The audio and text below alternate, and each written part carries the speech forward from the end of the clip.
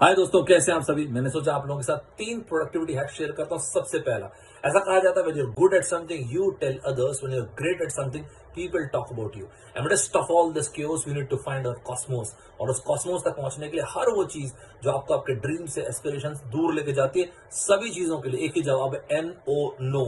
अपने टाइम के लिए always treat time as commodity. हम सभी को असमान बनने का समान अवसर कुदरत जरूर देती है। सेकंड चीज, ऐसा कहा जाता है हम उन 5 चीजों का, 5 एक्टिविटीज का, 5 लोगों का एवरेज होते हैं जिन चीजों के साथ, जिन लोगों के साथ हम सबसे अधिक टाइम बिताते हैं। आप ये सोचिएगा वो 5 चीजें कौन सी जो आप सबसे ज्यादा करते हैं। तीसरा और सबसे important, be aware of the barrenness of busy life. इतना बिजी मत हो जाइएगा कि अपने प्रायोरिटीज को टाइम ना दे पाए।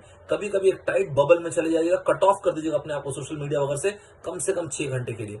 आप देखेंगे जब आप डीप वर्क में जाएंगे तो आप कुछ गजब का क्रिएट करेंगे। In seclusion I found originality, in seclusion I found my self.